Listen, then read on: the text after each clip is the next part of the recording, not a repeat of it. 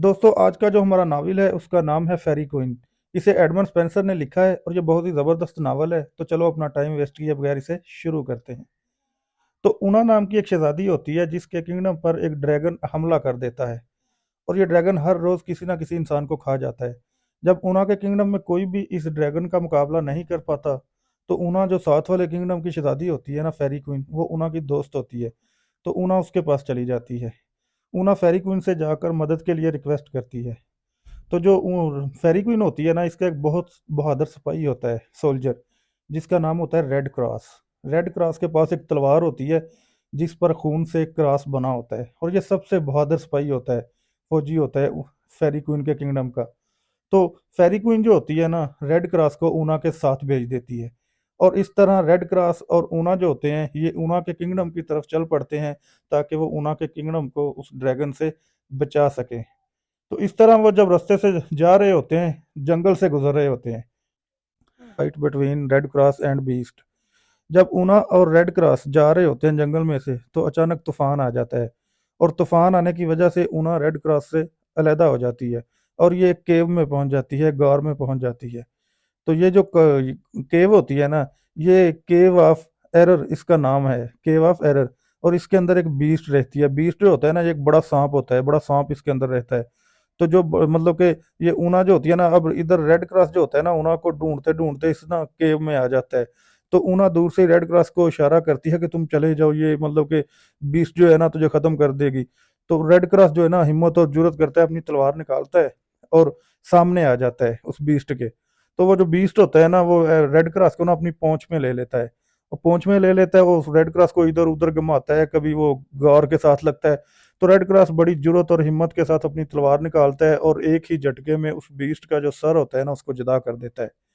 इस तरह वो बीस्ट से छुटकारा हासिल कर लेते हैं और गार से निकल पड़ते हैं और वो उना के किंगडम की तरफ चल पड़ते हैं। Meeting with old hermit. तो जब रेड क्रॉस और ऊना उस बीस्ट से छुटकारा हासिल करने के बाद जा रहे होते हैं तो शाम हो जाती है, इनको रात गुजारने के लिए जगह चाहिए होती है।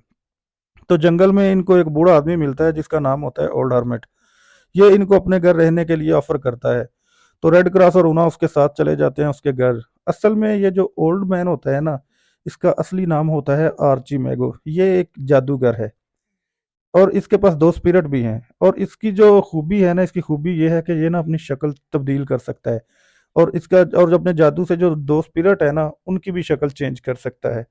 जब रात को रेड क्रॉस और ऊना सोए होते हैं ना, तो ये बड़ी मकारी खेलता है। तो ये क्या करता है, अपनी एक स्पिरिट की शक्ल जो होती है ना, वो ऊना की शक्ल उसको दे देता है, उसको ऊना की शक्ल में बना देता है। और ऊना को ना जो स्पिरिट होती है उसको भेज देता है रेड क्रॉस के पास। और ये जब जाकर रेड क्रॉस को अपनी तरफ, वो सोया सोया होता है, उसको उठा के अपनी तरफ कायल करने की कोशिश करती है। तो रेड क्रॉस को ये बात बड़ी बुरी लगती है। अब रेड क्रॉस तो यही समझता है ना कि ये वही शहजादी है ऊना। तो रेड क्रॉस को ऊना की ये हरकत अच्छी नहीं लगती। तो वो ना उसको अपने से दूर कर देता है। तो ये जो ऊना होती है ना, ये वापस आर्ची मैगो के पास चली जाती है। और आर्ची मैगो दूसरी जो स्पिरिट होती है ना, उसको एक खूबसूरत लड़की की शक्ल दे के ना ऊना के पास भेज देता है, जो असली ऊना होती है। वो असली ऊना के पास जाकर सो जाती है। अब जब रेड क्रॉस देखता है ना, सुबह उठता है, एक तो उसे ऊना पर बड़ा गुस्सा आता है कि इसने रात मेरे साथ क्या किया है। और जब वो ऊना के साथ दूसरी खूबसूरत लड़की को सोते हुए देखता है ना, उसे ये बात अच्छी नहीं लगती। और वो सुबह सवेरे उठ के खुद ही उस ऊना के रियासत की तरफ अकेला चल पड़ता है। तो फ्रेंड्स, आपको ये नावल जल्दी याद हो जाए इसलिए हम इसकी चौथी हेडिंग की तरफ चलते हैं। उसका नाम है fight between red cross and sense why. तो जब रेड क्रॉस ऊना के किंगडम की तरफ जा रहा होता है तो रास्ते में उसे एक नाइट मिलता है, एक सोल्जर जिसका नाम होता है सेंस वाई। इसके साथ एक ना लेडी होती है जिसका नाम होता है फिटसा। अब ये जो नाइट होता है ना, सोल्जर, ये खुद को बड़ा ना जरूरतमंद बहादुर समझता है। तो ये रेड क्रॉस को ना चैलेंज करता है कि तू मेरे साथ फाइट कर। रेड क्रॉस उसके साथ फाइट करना नहीं चाहता, लेकिन वो जब बार बार उसे उकसाता है तो रेड क्रॉस उसके साथ फाइट शुरू कर देता है। जब फाइट शुरू कर देता है तो रेड क्रॉस अपनी तलवार से उसको हलाक कर देता है और उस तरह उसे मार देता है।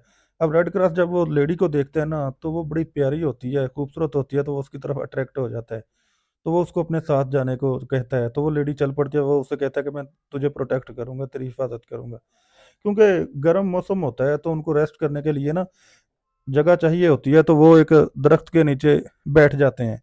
जब वो बैठे होते हैं ना, तो उधर ही रेड क्रॉस को ना किसी के रोने की आवाज़ आती है। और रोने की आवाज़ को ऐसे वो देख ही रहा होता है, तो मतलब कि कहाँ से आ रही है, तो वो देखता है कि रोने की आवाज़ एक दरख्त से आ रही है। और वो दरख्त के ना ऊपर से खून भी मतलब कि आ रहा है, दरख्त के अंदर से खून निकल रहा है। तो साथ ही रोने के साथ-साथ ही ना वो दरख्त बात करना शुरू कर देता है। वो रेड क्रॉस को बताता है कि जो मेरा नाम है ना वो है फ्रॉडो बाइयो, फ्रॉडो बाइयो।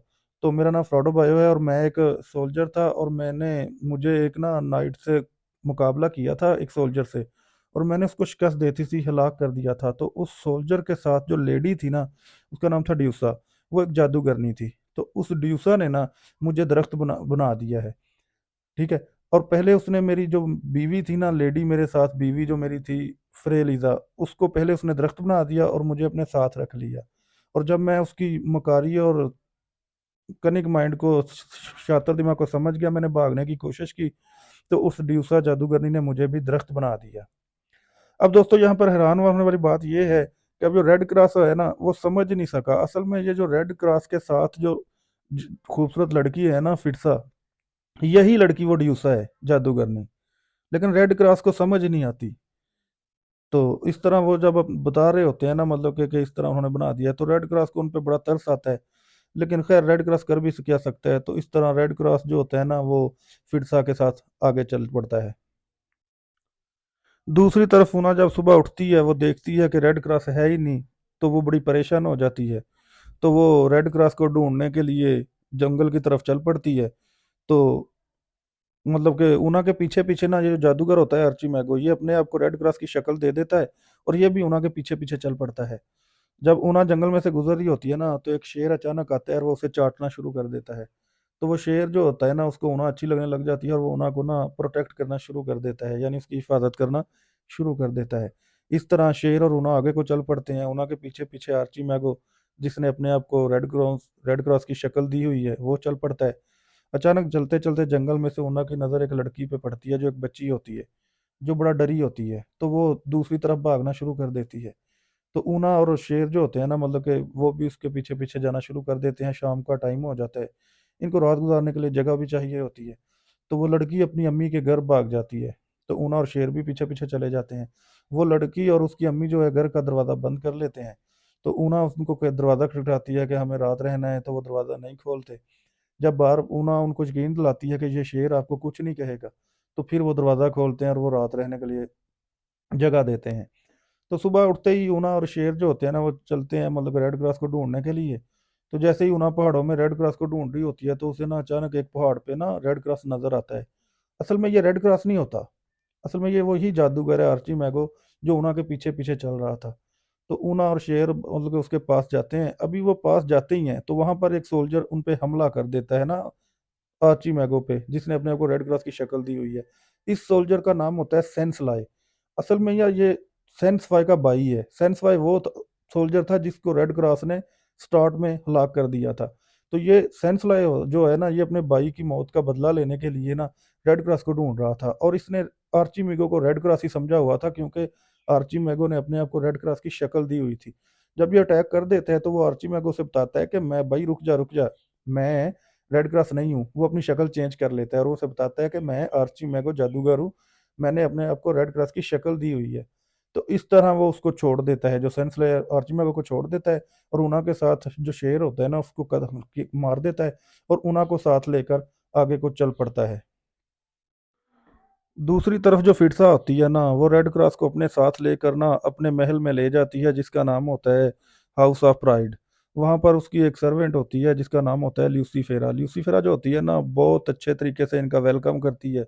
अभी वो वेलकम हो ही रहा होता है, तो इधर सेंसलाई को पता चल जाता है कि रेड क्रॉस जो है वो हाउस ऑफ प्राइड में है। वो अचानक उधर रेड क्रॉस पे हमला कर देता है।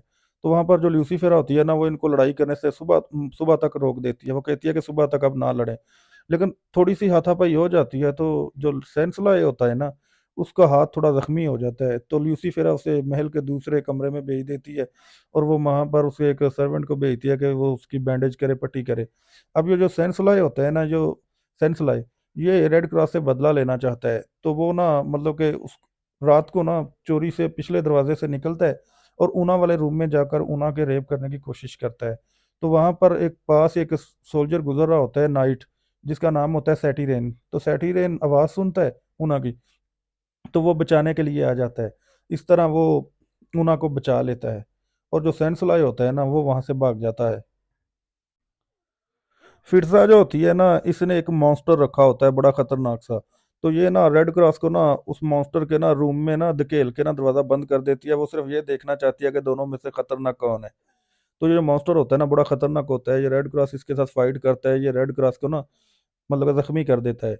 तो फिरसा फिर उसे मना कर देती है मॉन्स्टर को, कोई इसको हलाक नहीं करना बस। इस तरह ना वो मॉन्स्टर और रेड फिरसा जो होते हैं ना, ये रेड क्रॉस को ना बांध देते हैं दूसरी तरफ। अब ना इधर ना रेड क्रॉस के साथ ना एक बिल्कुल छोटा सा छोटे कद वाला बोना सा होता है जो पॉकेट में भी आ जाता है। इसको ना सिर्फ सेफ्टी के लिए रखा होता है रेड क्रॉस ने अपने पास, के कभी मुसीबत में आ जाए। अब वो छोटे कद वाला उसकी हेल्प कुछ नहीं कर सकता, लेकिन सिर्फ उसने रखा होता है। तो ये ना बोना जो होता है ना छोटे कद वाला, बड़ी मुश्किल से मतलब कि रेड क्रॉस को ना इसकी कैद से ना रिहा करवा देता है। तो रेड क्रॉस जख्मी होता है, तो वो बड़ी मुश्किल से इस महल से बाहर निकलता है। बाहर निकलते हुए ना दूसरी तरफ ऊना इसको ढूंढ रही होती है रेड क्रॉस को। तो बाहर निकलते हुए ऊना और रेड क्रॉस की मुलाकात हो जाती है। ऊना उसे बताती है कि किस तरह आर्ची मैगो ने अपनी शक्ल बदल के इस तरह मेरे साथ मतलब कि धोखा किया और तुमने उसको सच समझ लिया। तो इस तरह ऊना जो होती है, जब वो रेड क्रॉस को जख्मी देखते हैं तो उसको साथ लेकर अपने किंगडम की तरफ चल पड़ती है। अभी वो अपने किंगडम में दाखिल नहीं हुए होते तो वहां पर उसे एक और नाइट मिलता है, एक सोल्जर जिसका नाम होता है किंग आर्थर। तो किंग आर्थर उसे बताता है कि एक मॉन्स्टर था जिसने उसकी ना लेडी को मतलब के हलाक कर दिया था, तो वो उसी को ढूंढ रहा है। तो ऊना उसे बताती है कि वो जो मॉन्स्टर है ना वो मतलब के हाउस ऑफ प्राइड में है। तो वो उसको मतलब कि उधर हाउस ऑफ प्राइड में भेज देती है। वो किंग आर्थर जाता है, वो जाके उस मॉन्स्टर को हलाक कर देता है। ये वही मॉन्स्टर होता है जिसने मतलब कि रेड क्रॉस को हलाक किया होता है, तो मार देता है। तो इस तरह जब वो हलाक करके आ जाता है किंग आर्थर, तो वो ऊना और जो रेड क्रॉस होते हैं ना वो किंग आर्थर का शुक्रिया अदा करते हैं। और इस तरह जो ऊना और होते हैं ना दूसरा रेड क्रॉस, वो ऊना के किंगडम की तरफ चल पड़ते हैं। क्योंकि अब वो ऊना और रेड क्रॉस जो होते हैं ना, ये ऊना के किंगडम में दाखिल हो चुके होते हैं। तो किंगडम में दाखिल होते ही ना एक घर होता है, वहां पर ऊना इसको ले जाती है रेड क्रॉस को, इसकी बैंडेज वगैरह इसका ट्रीटमेंट करती है। जब ये बिल्कुल ठीक हो जाता है तो वो ड्रैगन के पास ले जाती है। तो इस तरह रेड क्रॉस और ड्रैगन के बीच में फाइट होती है। फाइट होने के बाद जो रेड क्रॉस होता है ना उस ड्रैगन को खत्म कर देता है, हलाक कर देता है। तमाम किंगडम वाले बड़ा खुश हो जाते हैं। तो ऊना के जो पेरेंट्स होते हैं ना, उनकी कोशिश होती है कि ये रेड क्रॉस की और ऊना की शादी कर दी जाए। लेकिन अभी वो शादी की बात चल रही होती है तो वहां पर एक मैसेंजर आ जाता है पैगाम लेके कि रेड क्रॉस की तो पहले मंगनी हो चुकी है, यानी फिटसा के साथ। तो फिटसा वही जादूगरनी। तो असल में जो ये पैगाम लेके आया होता है ना, ये वही जादूगर होता है आर्चिमी को जो अपनी शक्ल बदला के आया होता है। तो जब वो वहां से चला जाता है ना, तो रेड क्रॉस बताता है कि मेरी तो मंगनी हुई नहीं। तो मतलब कि वैसे मुझे काम है, मैंने जाना है 5-6 साल के लिए, लेकिन मैं बाद में शादी करूंगा। तो मतलब कि वो ऊना के जो पेरेंट्स होते हैं ना, वो उसकी बहादुरी को देख कर ना वो मान जाते हैं। वो कहते हैं ठीक है, तू 5-6 साल बाद शादी कर ली। तो इस तरह रेड क्रॉस उस ड्रैगन का खात्मा करने के बाद मतलब कि वहां से चल पड़ता है। और 5-6 साल बाद जो रेड क्रॉस होता है ना, इसकी और ऊना की शादी हो जाती है। और इसके साथ ही ये प्ले खत्म हो जाता है। तो फ्रेंड्स एंड टीचर्स, अगर आपको ये प्ले अच्छा लगा हो, समझ में आ गया हो और इजीली अगर याद हो जाता है, तो प्लीज़ मेरी वीडियो को लाइक कीजिए और मेरे चैनल को भी सब्सक्राइब कीजिए और इसे ज़्यादा से ज़्यादा आगे शेयर कीजिए ताकि दूसरे लोगों को फ़ायदा हो सके। Thank you so much. अल्लाह हाफिज़। Take care.